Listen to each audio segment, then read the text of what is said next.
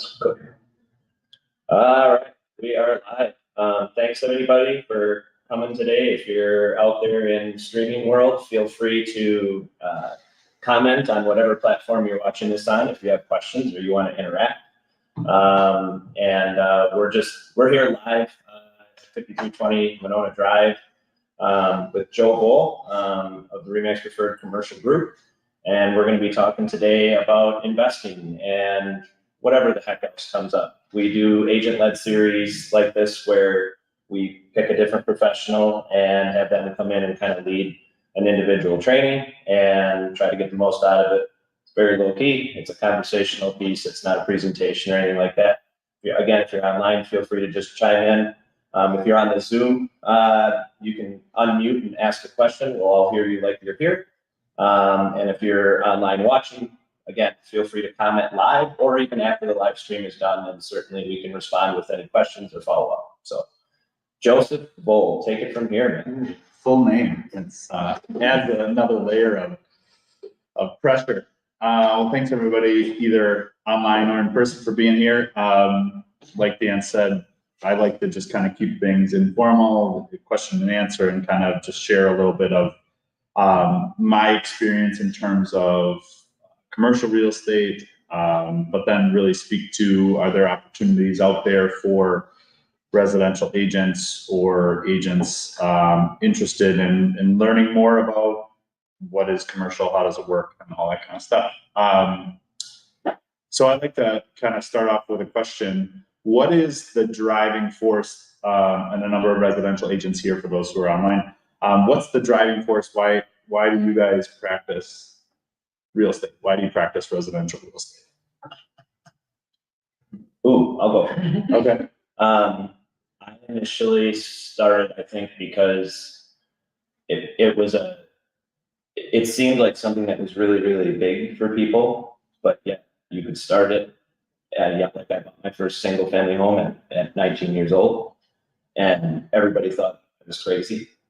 That my age, and I just thought it was this really, really big thing that after I went through it, and it was an older gal that was, she was going to like a home, and I got to be a part of that like section of her life. And there was like this massive amount of importance to her that like what I was going to do to her house, and that I was going to live there and who I was going to live there with. And like, there was this personal aspect to the real estate part that I didn't anticipate at all. And it totally grabbed me, like the story of why we all move: marriage, babies, divorce, sickness, death. Like these are like huge life moments or whatever. And I got included in those because of the real estate. And that's what drew me to it. And that's probably what keeps me in it. So. Good answer. Anybody else?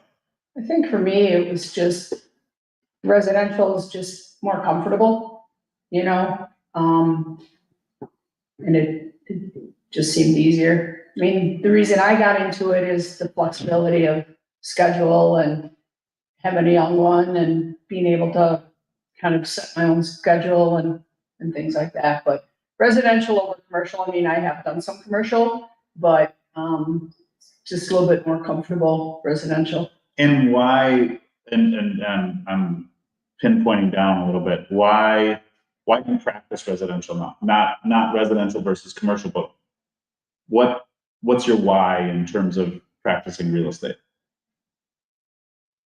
Just that continued flexibility, yeah. As well as being able to just help people from all different facets. I mean, I've done foreclosures, I've done sheriff sales, I've done surrenders of keys, all the way to, hey, let's go buy a house and things like that. So I've kind of seen that whole line of different parts of residential. And it's every day is just another adventure, and it's awesome. For sure. I think you hit on one too that I didn't include, and that was the variety of people. Mm-hmm. You literally, like, I came from law enforcement where I wanted my day to be different and I wanted to interact with different people all the time. And real estate matched that to different people every day.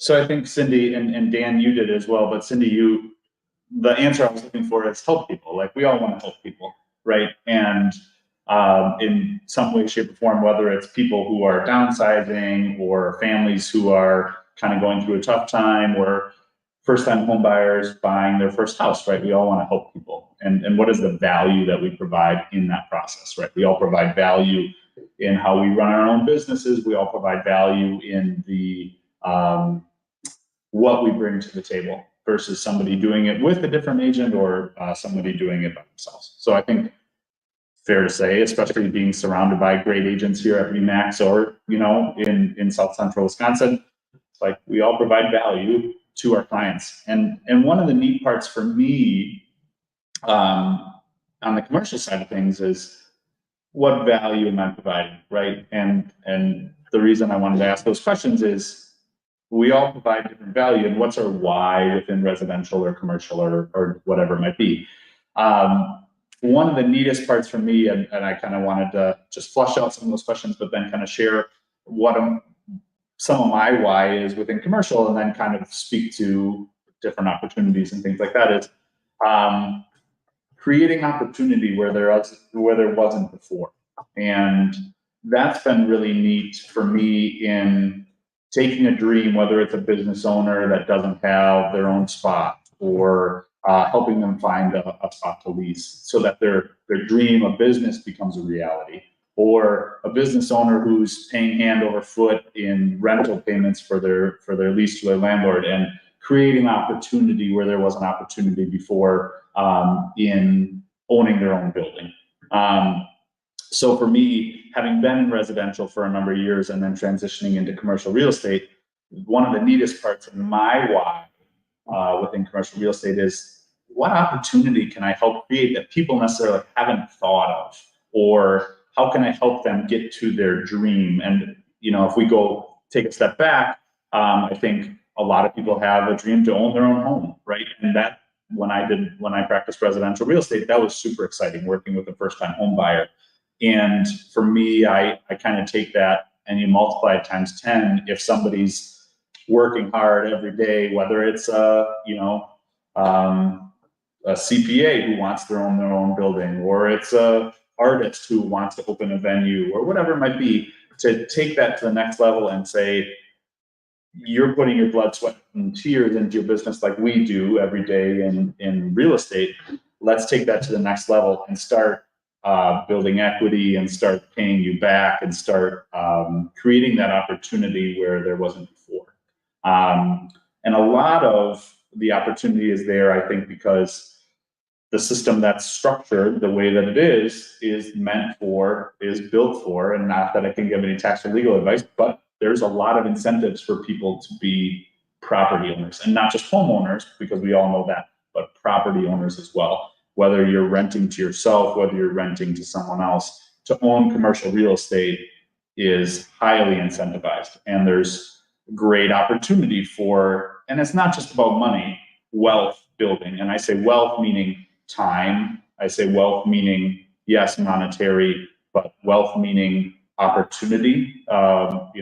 Okay, how can you create all kinds of different wealth? And that's my why, is how can I create or help people take advantage of the opportunity for wealth based on what they're looking for. If they're a landlord and they want passive income, that might be monetary wealth. If they want to not work as hard and supplement that might be time, getting time back. And you talk about flexibility, right? A lot of people strive for that. So wealth building is, on the commercial side of things, is what gets me excited. How can we create opportunity that wasn't there before? And residential agents, not just me practicing commercial, but residential agents have the ability to tap into that, and the ability to do that all the time. And very often, we see glimpses of it. I know when I was in residential, I saw, opportunities here and there, but there's huge upside for, one, you to help people build wealth, whether it's monetary or time or whatever it might be. And then two, you to create that for yourself, either by practicing with people on the commercial side of things or referring over to the commercial. What would you say, Joe, like kind of on a practical side of things, like not even just, I mean, certainly residential agents, but like people in general? Like I get the buzzword of like, when I hear the word 100,000, I know usually somebody's speaking about a house and they call that like realtor ear or something, you know, like you hear somebody talking about buying or selling their house and you can hear it from across the room. Yeah. Because I don't know as well, and maybe some people watching know, what do you feel like the conversation is heard most often, you know, or whatever, to key somebody in on a commercial opportunity? Is it, I mean, is it all business related? Is it usually multifamily? What do you hear the most? Yeah, and that's a great question. I think it's two tiered, if you will. One is, we all know business owners. We all help business owners buy houses. We all know who we go and see, and you know, whether it's I stopped out at a friend of mine opened a business on the west side called Crisp and Green. Great spot for lunch, right on Mineral Point and Gammon. But we all know people who are opening their own businesses, right? And we generally, I'll make a blanket statement, we like to support those small business owners and the community that we're in. That's a good one. Opening business or leasing, right? And what are the opportunities that, if you wanted to, is there opportunity for somebody to buy their own spot versus lease their own spot? And lease rates in Dane County are continuing to get higher and higher, just like apartment rental rates are getting higher and higher. So why not pay yourself versus paying someone else? And the same argument that you have with someone renting versus purchasing a home, right? You're paying your mortgage or someone else's mortgage. Might as well, you know, pay your own. And, you know, whether it's interest rates, and commercial interest rates are going to be different, and commercial loans are going to be different, but you're paying 100% interest to somebody else versus, you know, 7.5% to yourself. So a lot of the arguments are parallel, but some people will say landlord, right? That's, for me, when I'm in a coffee shop, I hear landlord in my ears. What keyword do you hear? Yeah, landlord is one, but you know, that could apply to business owners who are leasing. That could apply to people that want to buy their first duplex or 4-unit or whatever it might be. So yeah, kind of catching those keywords, but then looking for opportunity, because we all have extensive networks. We all have people that we just don't know are interested in doing these things within each one of our sphere of influence and past clients and things like that. And this is not a pitch to, hey, refer all your stuff over, but it's more of a pitch to how can you provide increased value to your network, and using us in the commercial department as a resource so that we can answer questions, or we can share our experience or provide expertise. I would say in that regard too, one of the things that I've learned in working in the commercial division with Joe was how little response that I could get my first year. And Joe had already been in for many more years in that commercial world. And I was really surprised at how you needed to be a local player, you know, and you needed to have a little bit of clout to get callbacks from other commercial investors and some of the bigger ones. And so I think you know, it's a shameless plug to you, but like, if I can't get a response, then I'm like, Joe, will you call? Because they've at least seen his name a couple more times, you know, or like whatever else. And I believe that that's been one of my values that I tap into you a lot for, is if I'm not getting the kind of response in the market, you know, or whatever. It's pretty crazy when somebody else that's been doing it in that world, because the residential and commercial markets are so split, you know, and no offense to you guys, and I guess I'm one of them now too, or whatever, but that industry referred to residential agents as house jockeys to this day, right? There's this like separation of it. And I just like how you came from the resi world, so you don't have that same mentality or whatever. So, and that's one of the things that I try to pride myself in is, I mean, and today is a good example, right? How can we bridge that gap, right? Because it has felt like there's a gap when there shouldn't be. And how can, whether it's residential practitioners or commercial practitioners, bridge that gap to be, you know, of the mindset that, you know, rising tide raises all ships. And for us on our commercial team, if Tim said, hey, I have somebody that, you know, I'm interested in helping or needs commercial help, we kind of offer a menu of options. Well, Tim, you can take the lead and we'll kind of be a consultant in the background, or we can kind of share responsibilities, or you can refer it out. So we try to give a menu of options because in this case, Tim's going to have the relationship with the client, and we want to honor and respect that and foster that. But we try to, one, provide the best opportunity for the client. To Dan's point, right? If Tim was reaching out to some commercial brokers and they weren't getting back and weren't getting back and weren't getting back, which is commonplace, is Tim really doing his client the best, you know, giving the best service, right? So how can we kind of speak to what is most important, client achieving what they need, not only in an expedient timeline or whatever it might be, but we always want to, in our commercial team, we want to honor the relationship that is the origination of it. And so that's not always the case. In the past, it might have been refer it and get lost, right? Oh, you want to refer it, but still be a part of all the emails so that you can kind of gather some commercial experience too. That's great, right? We think that, yes, we all have the same license, but when we share information, when we talk about experience, when we do all those different things, it helps people be better assets to their clients, provide more value, and all those different things. So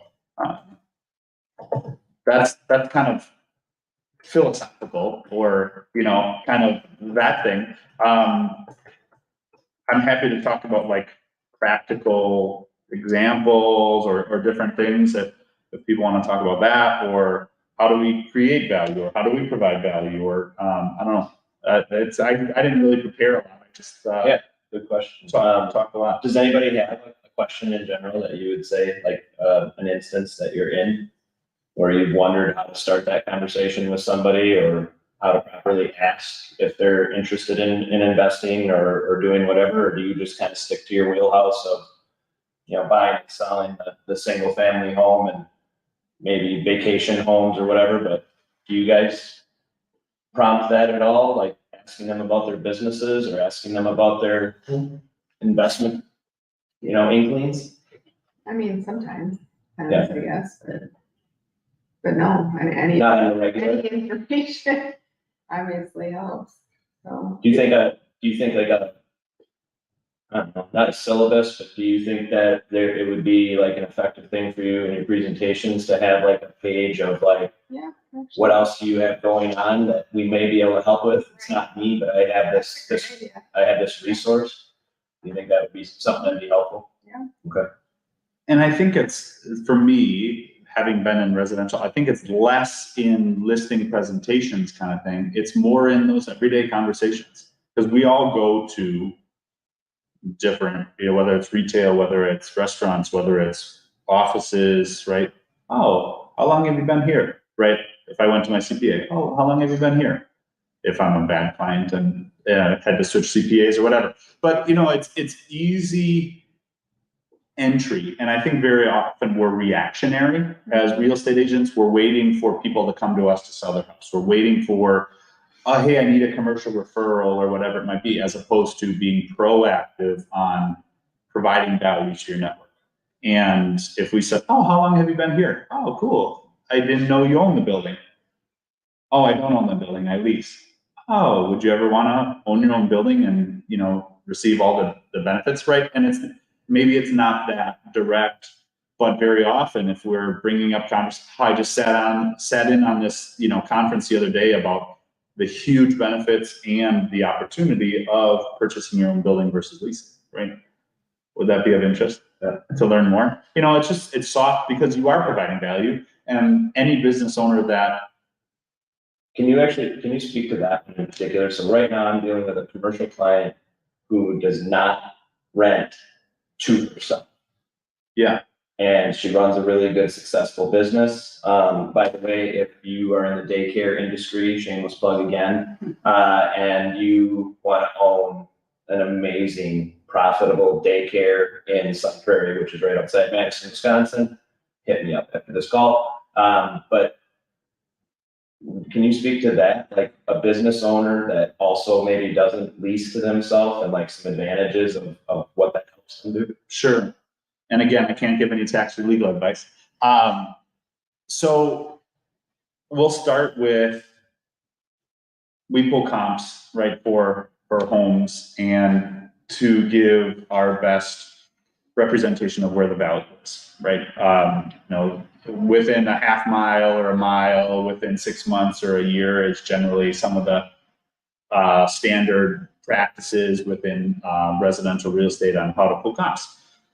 So there's a couple different approaches. There's the sales approach. If you look at appraisals on income property, there's the sales approach, which is pulling comparable properties within, X amount percent of the size of the building. But then there's the income-based approach. And a lot of times within commercial real estate, banks or appraisers will focus on the income-based approach. So if this building, I would rent this building from Dan, I'd pay, let's say $1,000 a month. Really nice deal. But $1,000 a month rent. And if I were to purchase it and rent to myself, and let's say, just for round numbers, I pay $1,000 a month rent and it's worth $100,000, just for easy round numbers. I were to purchase it from Dan and raise my rent to $2,000 a month, all of a sudden the value of the building, although I did next to nothing, the value of the building goes up because the income that the building is generating goes up.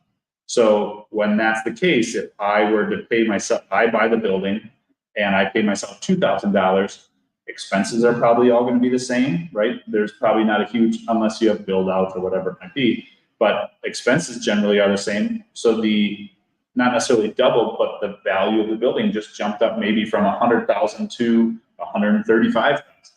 And so when there's an income-based approach to valuations, which most commercial properties incorporate, when you rent to yourself, you are playing both sides of the coin, or you have the opportunity to use both sides of the coin. I met with a brokerage yesterday who is interested in purchasing the building that they're currently renting. I mean, this is amazingly applicable because I had this exact conversation yesterday. And they were talking about, well, we really want to buy this building. We don't have $180,000 cash because they're growing their business, they're growing their brokerage. And I have conversations outside of RE/MAX very frequently of, we want to create this opportunity for ourselves. We want to get the tax advantages of purchasing versus renting, and we want to lease to ourselves. So I sat down and I crunched numbers with them about what that looks like, what you might have to raise your rent to in order to make that work. So they're potentially going to walk into, hopefully, purchase this building for no money down, walk in and raise their rent, and create opportunity because the value of their building goes up. And the 20 to 25% down payment is really cost prohibitive for a lot of people, because if the average building in Dane County is $1 million, who has $200,000 plus to put down? Not a lot of small business owners, not a lot of individuals. So how do you overcome that hurdle? And our commercial department has worked with people and worked with lenders and worked with opportunities so that people can, not without risk, but people can get the benefits of owning without saving up for 10 years before they do that. And that's just one strategy. But where did I start? Now I'm losing my train of thought. How do we create those opportunities where there wasn't before, and so that people can purchase, rent themselves, and maximize that wealth opportunity, whether it's time, whether it's the down payment piece, I think that you mentioned was at least the most prolific for most of the people I talked to. they have the means, like, well, they have the skill, they have some cash, they have net worth, and they want to go do something, but right now, like interest rates, I know this is a big one for everybody because interest rates went up. Well, interest rates going up certainly makes people a little bit more cash hungry, and they want to hold on to cash or whatever else. Being able to get into something where the rent is already low, knowing that they're going to be able to refinance later and pull cash out. Versus, not knowing what their margin is to be able to pull cash out, or even being able to get a seller on board to help them get into a property with no money down. In a market environment when you want to hold on to as much cash as possible, like right now, offering that up to people, I think, was always something that spoke to me about that, as far as being able to have the lease to yourself and whatever, because they don't care. I mean, they don't really care about the condition, they care about the income, right? So, Yeah, with the banks, lending- condition plays a part, but it's much less so than in residential real estate. And banks with rates going up, commercial lenders, typically that's where banks make a lot of their money, is they're not reselling commercial loans, they're holding them in-house, they're waiting for those balloon payments to bump or refinance. And that's where banks make a lot of their money, are commercial loans and versus residential loans. And so sometimes they're more willing to be flexible and work. Those loans aren't going anywhere. So they're willing to work with you. They're willing to kind of adjust, especially if you have deposits. If I have a bakery and I, busy, and I can bring my deposit income, that's what most banks are looking for right now. So business owners who can leverage deposits can create opportunity and more agreeable terms or more agreeable purchases where they haven't necessarily before, because with rates going up, banks are hungry for deposits. What, that brings me to my next thought or question on, like, what are you seeing that's completely different now, year and a half later since rates started going up, in the commercial world? What do you feel like is the biggest difference maybe now than, before that started to happen? What kind of trend, or what do you see? It's interesting to watch because commercial real estate is differently cyclical than residential. Because if you think most loans are 5-year adjustable rate mortgages, people are anticipating when their balloon payments are going to come. Banks are also anticipating that, and banks are much less willing to lend right now because of uncertainty. So they're holding cash, depending on their capital stack. They're holding cash much closer to the chest, and it depends on what they've loaned out. So each year, and if this is redundant, you can tell me to skip over this part. But if I have a bank of 200 million to loan this year, I'm going to allocate X amount towards multifamily, X amount towards office within commercial. If this is commercial real estate, I'm going to allocate it differently. And depending on how quickly they loan in the first couple quarters, they might want to do it next year, but be unable to lend on a 24-unit apartment building this year. And you go to a next bank versus I'm a homeowner. There's pretty standard qualifications that if I'm not qualified here, I'm probably not going to be qualified over here. Because these loans are in-house, I could go to this bank, and because they've loaned a lot on multifamily already that year, income might get turned down and go to this bank and all day long. So there's a lot of variegation within lending, and this isn't necessarily answering your question. Well, no, I think where you're going, and it'll probably make another question, but regardless, it's like layman's, you got to shop a lot more in commercial financing because the standards are never the same. And then on top of it, like you said, like cyclically, they're not the same, but then also just bank to bank, a lot, maybe it's better to paint it like this, but insurance companies, they get exposed a lot in an area because they're selling a lot of policies in one area. Florida, for instance, and a hurricane hits them, like they can't take any more houses there, so they're not lending, right? And that's, I mean, certainly the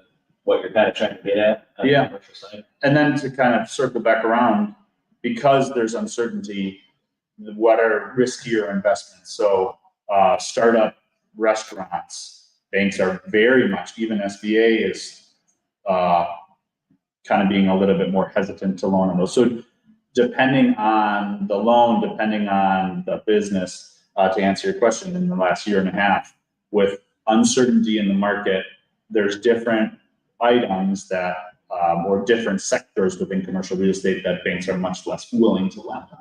Industrial is really strong, multifamily is really strong, office is challenging. If people, if somebody's building a brand new Class A office building on the west side of Madison, I'm sure they'll get funding, but how quickly is that going to be filled? And, so there's a lot of different pieces that go into the puzzle of determining funding and those mortgages. But you had mentioned, the opportunity to get in, like I mentioned before, opportunity to get in with no money down allows people to jump into something. And I told this group yesterday, I said, you have to be prepared for being 100% financed. And if values in Dane County go down, you're going to be underwater because you're 100% financed. You have to be comfortable with that. You have to be comfortable with, if something were to happen, you might have to pay down your loan, and not necessarily the first mortgage, but the second mortgage, to create that equity position that you might have done if you brought cash down payment of $200,000. So 2, and then 3, you have to be ready to increase your rental amount. So your business has to be willing and able to do that in order to, and it's not superficially inflate.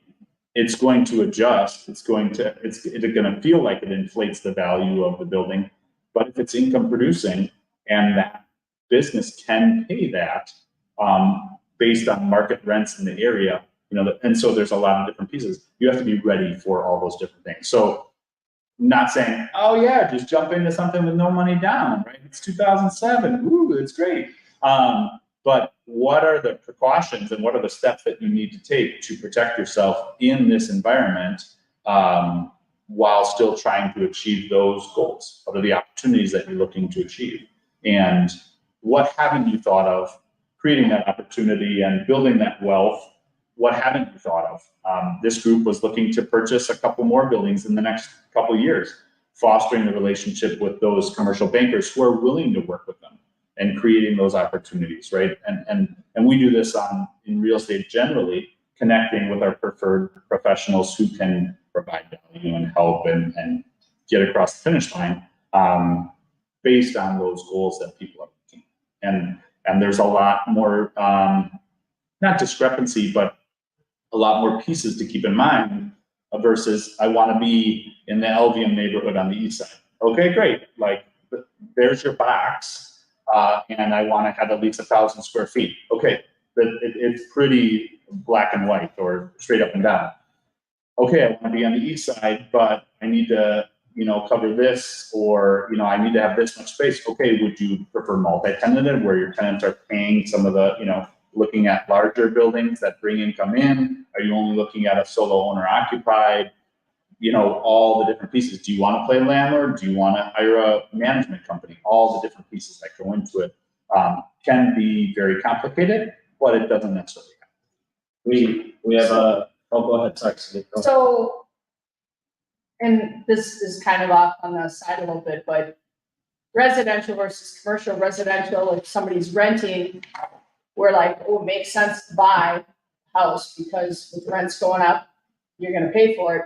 Where on the flip side, commercial, for a while, Warren Buffett was like, do not own a building. Get rid of all of your buildings, do a long-term lease instead, because you don't have the overhead, you don't have the cost of the building, you don't have the upkeep, don't own any brick and mortar. And a lot of big companies got rid of their brick and mortar buildings. Sure.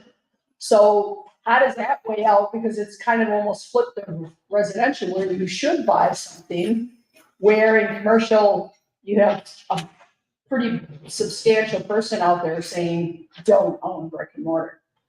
Yeah, and I think for me, and not that I'm Warren Buffett by any means, for me, I look at the benefits. The hesitations to owning commercial real estate would be the same hesitations as owning residential real estate, just on a larger scale, right? So, let's use this building as an example, right? Okay, it's gonna be more costly to renovate this than a single family home. It's gonna be more costly, you're gonna have to deal with a parking lot versus a driveway, right? You're gonna have to deal with Scale. Right, but then at the same time, the upside scale also pays you the dividends too. So it all depends on your risk tolerance, right? And I understand why I toured a building where, 10, 20-year lease, like people don't want to carry that because they want to focus on running their business. And I totally get that. Longer term, they can have a fixed cost, Right. which helps them run the rest of their business, regardless of how good or bad that fixed cost investment is. Yeah, and this building that I toured, it was a 400,000 square foot industrial building, and they needed a new roof, and the landlord had to pay for the new roof. I mean, that's like a $5-7 million roof, right? That's expensive. And yes, if they were leasing to themselves, could they have paid for it? I'm sure they could have. But maybe they want to focus on the business, right? So I think it depends on, I'm not saying he's wrong. I'm saying it depends on what your goals are. It depends on what your bandwidth is. And it depends on, where you want to be. Well, some of where Warren Buffett has ended up being wrong, and well, not just him, but a lot of people. So everybody thought retail was going to crash, post-COVID, because nobody was going to go back to using offices at all. Last month, Amazon recalled 100% of its remote employees. And they were just one of many that decided to start doing that. People did call for that 3 years ago, that was going to happen again, because believe it or not, this pandemic isn't the first time. People kind of went and worked from home a little bit. It's just the first time that you've had Zoom and some of the other technologies or whatever that exists to make those things happen differently. But retail, the big buildings that I think he's talking about, which I think we're all going to end up eating some as taxpayers, are big buildings in the big cities, which are sitting empty to the tune of, floor after floor after floor, of empty space. Especially office, right? And then they're looking at how do we repurpose office space into apartments or whatever it might be. I think it depends on your location, right? Dane County, we're pretty insulated. Offices taking a beating. I toured a couple offices yesterday on the west side, and bacon. But retail is strong, industrial is strong, multifamily is strong. Restaurants are taking a beating a little bit too. But there's new restaurants popping up too. So I think that's always going to be in a little bit of a transition or a turnover. So I don't think he's wrong. I think it depends on what your risk propensity is. I think it depends on what your goals are. I think it depends on, how opportunistic are you to create the life that you want to live. And for me as a landlord personally, yeah, I don't want to deal with headaches, but I do it because I know what the end goal is and I want to get to that end goal. So yeah, that's a great question. We do have an online question. It's not directly tied into what we're talking about, but what events or places do you go to connect with investors online? And where do you learn? Or it says, where do you learn? But I assume they mean where can they learn, or where could people learn more, or where do you learn more online or connect with people online? I'm a big person to person, belly to belly, if you will. I like connecting. I'm in a networking group. There's investor meetups all over the country, right? So I don't do a ton online. There's tons of people that you can follow, right? And finding, I think, Cindy said Warren Buffett, I guess. Yeah. But finding the person that shares your why, I think, is really important, or similar, right? For me, Warren Buffett might not be a good fit because I'm not even,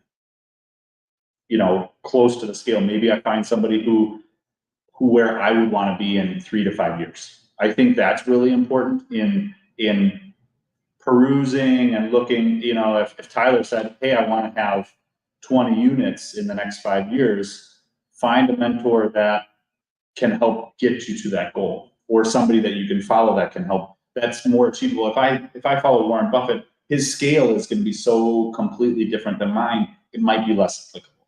And that macroeconomic stuff is really good to keep in mind. I just think whether it's in person via networking groups or your local real estate meetup, or there's a website, Bigger Pockets is real estate investing made easy. You can find a lot of different opportunities.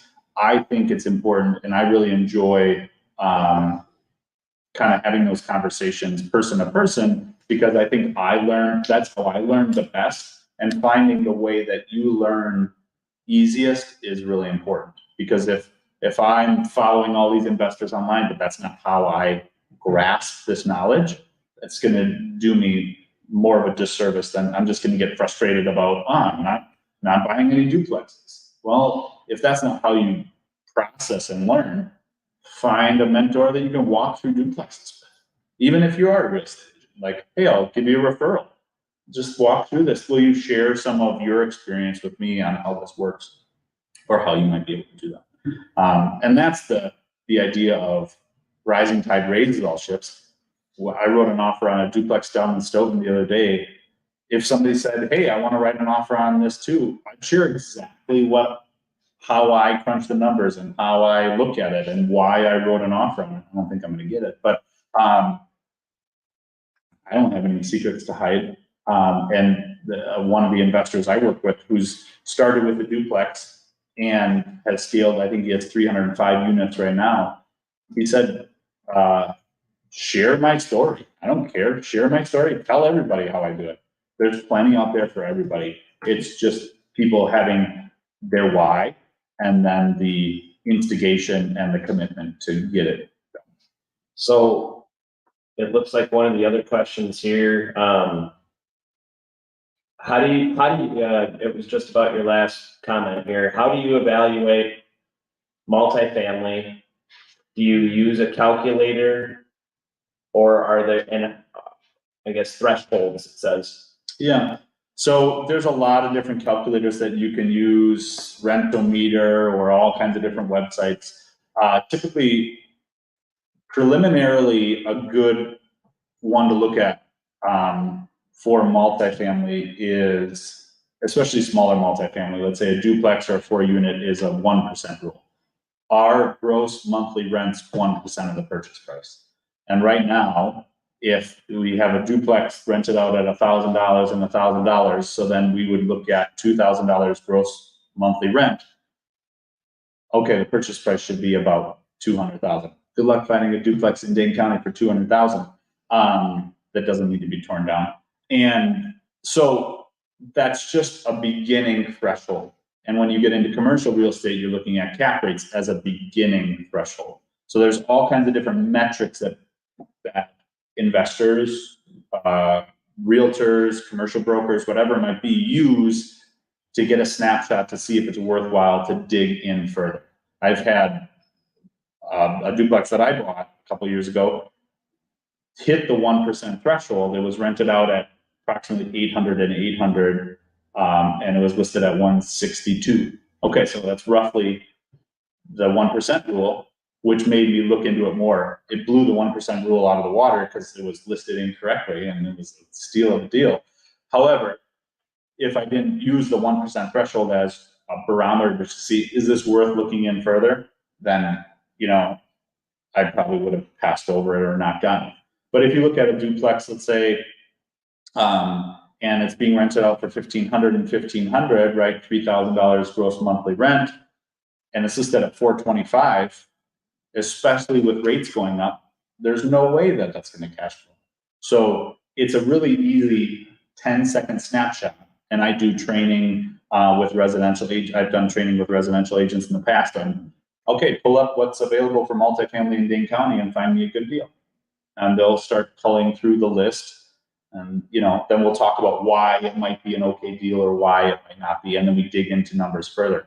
But if, happy to do that with any agents who are trying to figure out what are those thresholds. And Dane County might be different than where this question is emanating from or whatever it might be, because every market is different. We're competitive right now. There might be more opportunity across the country where there isn't, we hear, oh, real estate is slowing down. Real estate is there going to be a downturn potentially? I think those are for other locations right now. I think our residential market is pretty strong still. But there might be opportunity to learn some of those thresholds, whether it's 1% rule, cap rate, or whatever it might be, so you can start digging into some of these investment opportunities and see if it's a good fit. Yes, Tim? I have a few questions. Yeah. I'll let you pick and choose or run with them from there. But first one is interest rates. They've obviously went up in the commercial world, just like residential. I'd like to hear your thoughts on it. Number one, obviously multifamily, if you're buying a 4-unit, for example, it's still all about the numbers. You're looking for cash flow, cap rate, return on investment, however you analyze it. If you're getting a mortgage, which most investors are, to leverage, those numbers have changed a lot with that mortgage payment going up. Correct me if I'm wrong, but it doesn't seem like the prices have reflected that. And maybe that's a matter of rents going up accordingly along with the interest rates. So that's kind of the first part of my first question. The second one is there concern of somebody bought a 4-unit 2 years ago, for example, they locked in maybe a, say, 4% commercial rate loan, and it's a 5-year loan. 3 years from now, what are the interest rates going to be? Is it going to be 8%, 9% in the commercial world that they need to refinance at? The payment's going to go way up. Is there fear out there that those payments are going to go up and investors are going to be negative cash flowing? Or are rents going up enough to cover that? And then a completely separate question. Whoa. One at a time? Yeah, otherwise I won't remember to answer. So I'm going to hit that second one first, if that's okay. When I work with clients, I try to be conservative on my numbers, plan for the worst and hope for the best. So when I crunch numbers right now at a 7.5% to 8% interest rate, right? Okay, in 5 years, is the rate going to be higher? Is it going to be lower? And so we plan for the worst and hope for the best. That having been said, if we're looking at a 1500 duplex, then we'll just use this as another example, right? And it's listed at the 1% rule at 300,000 and 7.5%. Most likely that's not going to cash flow right now. And so what I try to do is help my clients look at the upside potential. How are we planning so that you're protected? And if you need to wait and not buy this, let's wait and not buy that. But in your 2 year ago 4-unit example, we have to plan for that potentially to go up. So that has to be built in. So if we're writing an offer on this duplex or this 4-unit, there has to be upside potential to it so that you're not just breaking even. And that's how I work with my clients in protecting them. Now, there's 4 different reasons people buy investments, or typically 4 advantages. There's amortization, right? So the tenant let's say in a 4-unit or a duplex, the tenant is paying down your mortgage, right? There's appreciation, which right now, most of Dane County is going to appreciate. There's cash flow, which is pretty straightforward. And there's depreciation, or your tax advantages that you get. So very often I try to talk to each investor. Everyone here at the table and everyone online might have different motivations for purchasing something. I talked to an investor. Well, and not just motivations, but to your point, different risk tolerances in each one of those categories, right? And what their goal is. Right. I talked to a guy recently. He said, I just want to break even. He's a financial planner that does tax planning as well, does taxes. So he gets it, right? He knows the risk and things like that. He's very astute. He said, I just want to find something to break even to park this for now. If it appreciates, great. And most likely in Dane County, it will.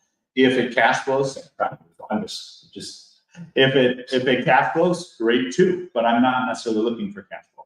Me individually, I look for that cash flow. And when I bought the duplex 800 and 800 for 161 in Stoughton, I cash flowed enough that I knew when my payment ballooned, if I couldn't refinance, I could carry it. I could do that. And so individually, I look for that. For my clients, I look for that and plan for that, because there's no sense in, maybe it breaks even right now at today's interest rates. If they go up, how do you protect against that? There has to be upside potential in that increase in rents. We look at market rents. Is it under rented? And you can increase those rents. Maybe not annually rents are increasing, but you can, if it's being rented out for 800 and market rents are 1,500, okay, that's a significant jump as long as you're getting it at the price for 800. If that makes sense. So where is the value add opportunity in those multifamily in this example? And it's the same for commercial. Is it under rented? Can you increase rents to protect yourself if need be against your balloon and your interest rate going way up if you can't refinance? You still remember your last question? I do. Oh, good. Does that answer your second question though? Yes, thank you. Yeah. Okay, next question is, Joe, what do you do? And what I mean by that is, what are the opportunities to what type of business can we refer to you? Meaning, it's obvious that you can sell a building in the commercial world. You work with leasing. Do you work with, what if somebody has a business to sell, but no real estate? What if, what's the goodwill value of a business? What if somebody has business assets to sell, but not the bid? Can you speak to that beyond just leasing office space and buying a commercial building or buying a 4-unit? Are there other things that you do? Are there other opportunities that we may overlook? Yeah, and good question. Right now, 1, 2, 3, 4, we're selling 4 different businesses and potential other ones without real property. Business assets are a different ballgame, and I would probably say no to that, just because that's taking it to the next step over this way. We really try to stay with real property, but we do sell businesses. The tricky part about business is the valuation. And very often, even more so than real property, it's going to feel that much more subjective. And it's because someone's putting their blood, sweat, and tears into the business. So I get up at 5 a.m. every day and I come and do the books, and then I serve tables, and then I'm up till midnight. So there's that personal attachment to it, understandably so. And so very often the challenge for me is removing that individual from the business. And does the business continue, or is it directly tied to that? Same thing if I were to sell my book of business, right? Is it tied to Joe, or can Tim or Tyler or anybody come in?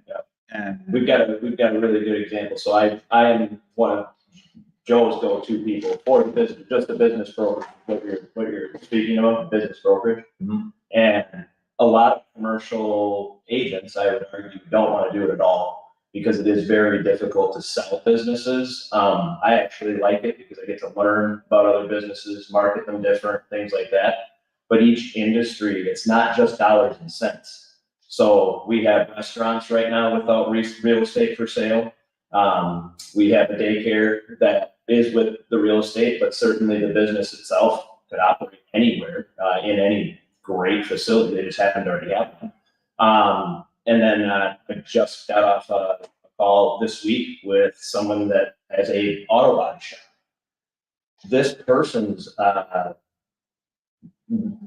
your point, their reputation, and people come from all over the country specifically for this person's skill and whatever. So he had to get a different evaluation for his assets, which are certainly, it's something you go out and you can get an appraisal of assets and stuff like that, which we don't necessarily do, especially if we have no clue what things are worth. Joe happens to have some, background in the restaurant and, some other things from way back, but that doesn't mean now today, all of a sudden, he can go evaluate an entire restaurant's worth of equipment or anything else. So that's typically done through third parties on the equipment side. But to his point, talking with that gentleman, it was like, well, where does your business come from, right? So business brokerage is very, very different. Everybody knows him. The name of his company is synopsis with him, but if he were to sell it to somebody else, and this is what we started asking when we're trying to evaluate that business. How many people call here and ask for you? And if someone else was the one answering the phone, how much business is going out the door? Now, asking them, the potential seller of that business, that question, you can probably imagine you're going to get the answer of, oh, of course, they'd still use somebody. But that's the trickiest part is, does new ownership affect that value of that business? And 9 times out of 10, the answer is yes, because people do make up a lot of it, right? We're in a big, well-known real estate brand. There are bad RE/MAX offices in this country, and there are good ones. And it's because of the people. Well, all businesses are exactly the same. And so just to try and figure out the degree of what that person, that the individual humans in that business are affecting the value is really, really hard to do.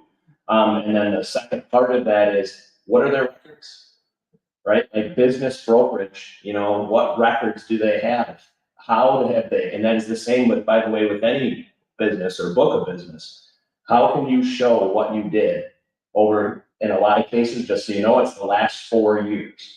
So when they're evaluating businesses, they'll look over the last 4 years. What kind of records do you have of the customers? What kind of interactions? What kind of marketing was done to them? How are they in touch with you? How are they connected? Do you have emails? Do you have contact information? Are they signed up for this many newsletters? That kind of thing can all play into evaluation. So it's really tricky. And I am also not saying that I know for each one, because then there are industries I know nothing about, right? And so to do an evaluation, for instance, in a bakery versus a real estate company, I could do a real estate company tomorrow afternoon with no preparation. I had no clue where to start with the bakery. I'd have to do a lot of research and everything else. And there are CPA firms and things like that help with business valuations that you guys can, if you're online, you can search those out too. But then, and I'll toss it back to you, but I know business brokerage is one thing, but then also development.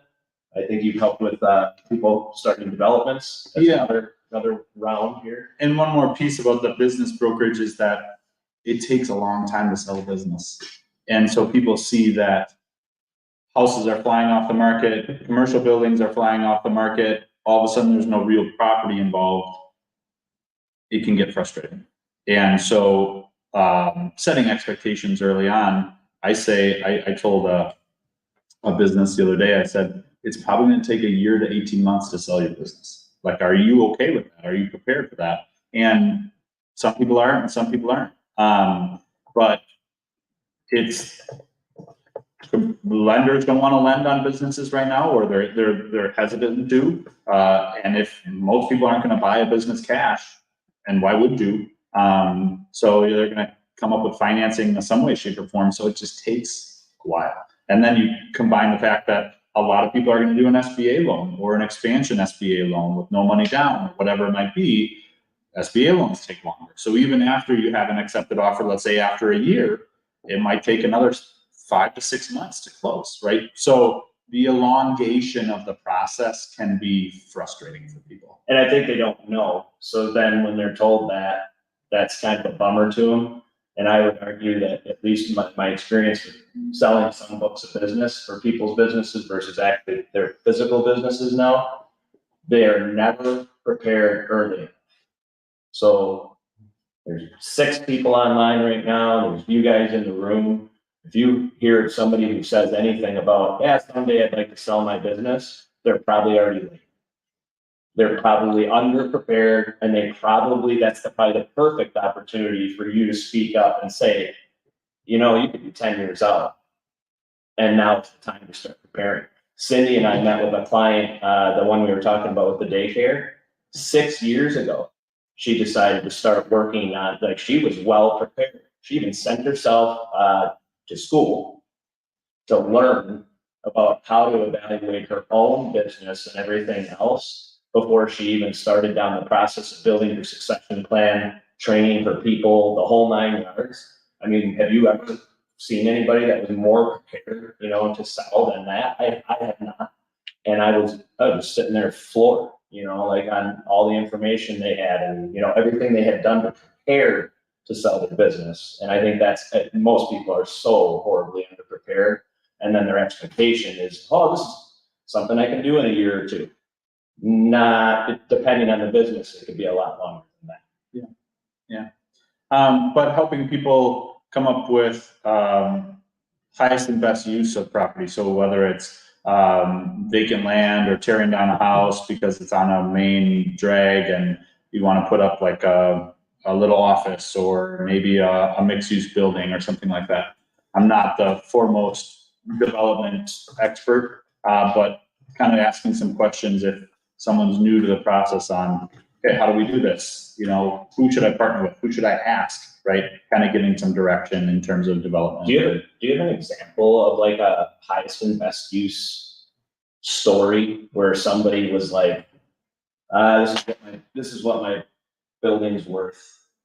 And it was like, no, that's what it's worth because you're using it like this. Do you have any decent examples or something, I don't know, maybe that illustrates that a little bit? I feel like I do, but none are coming to mind. Sure. Yeah, and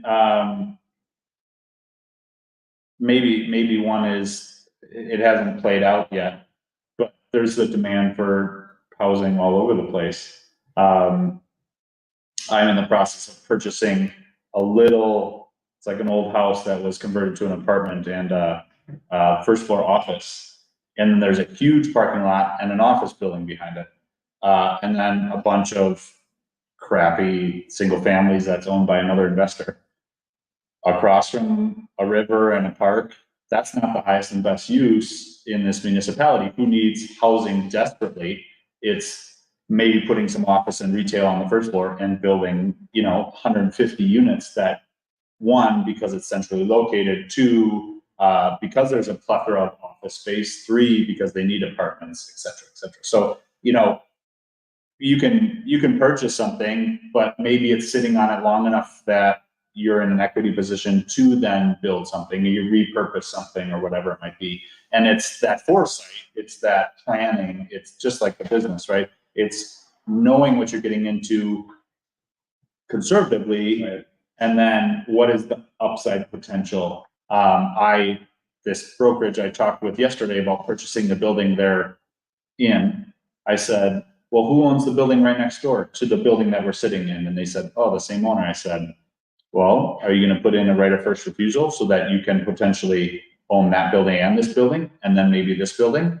And maybe then down the road, maybe it's not you, but your kids can put up 100 units if that's zoned that way, but they're not making any more dirt.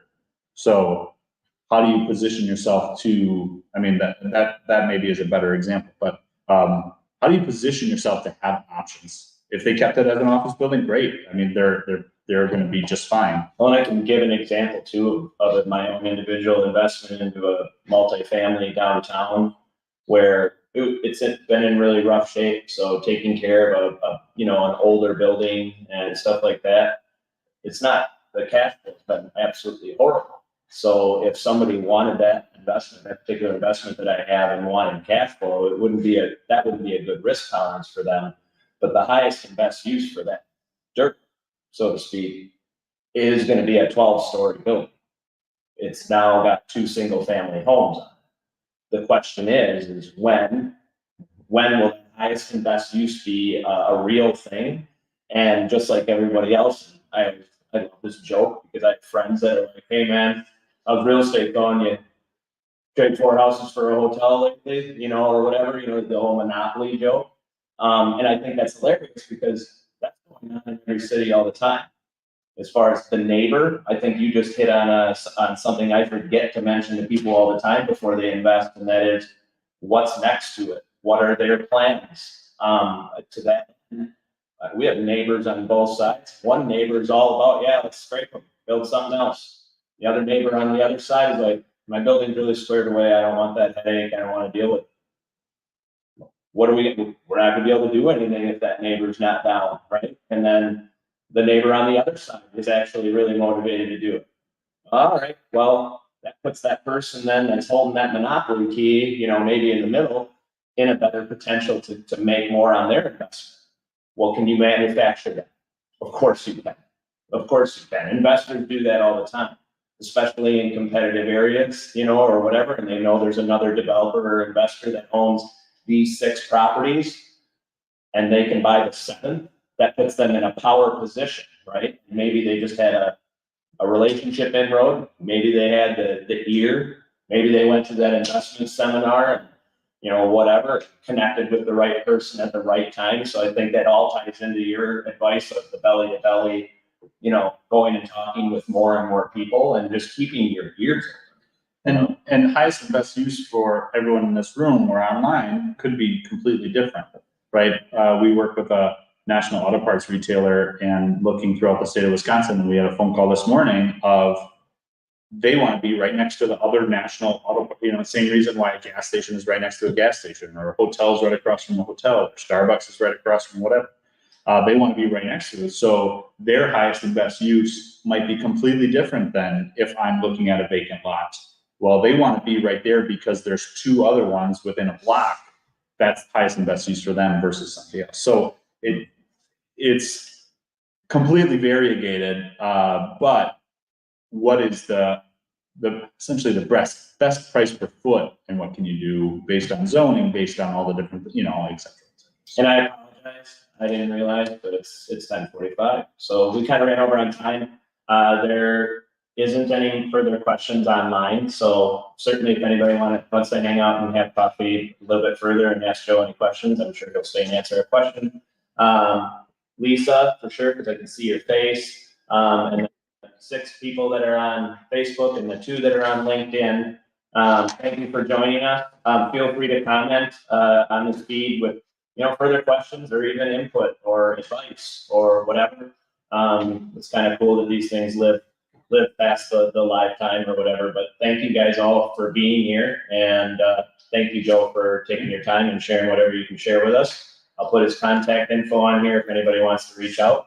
And maybe we'll see you at the next Agent-led series. Go to preferredsuccess.com, live events, and we have several more coming. Christine Cooper is going to do one here in October on branding. And also, just as a little bit of an announcement or whatever, October 14th, it's another event that's listed on that page. The City of Madison Fire Department is playing the City of Madison Police Department in a soccer game at Bruce Stevens Field on October 14th at 4:00. You buy tickets, all of the proceeds for your tickets are going to go to Big Brothers Big Sisters for this particular game or whatever. We happen to be sponsoring the jerseys and a trophy and stuff for that game. But I would also, I'll leave you guys all with a fun little video in that regard, and that this is one of the City of Madison's finest, talking a little bit of smack out to the firefighters.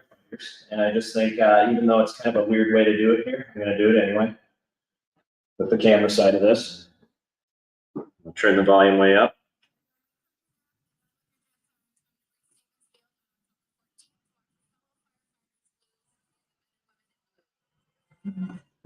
So her husband happens to be playing in the game, so I don't know if anybody got to hear that on there or not, but fun stuff. So come on out, and thanks again. Take care, everybody. Bye. Thanks, guys. Good questions. That was. Thanks, Joe.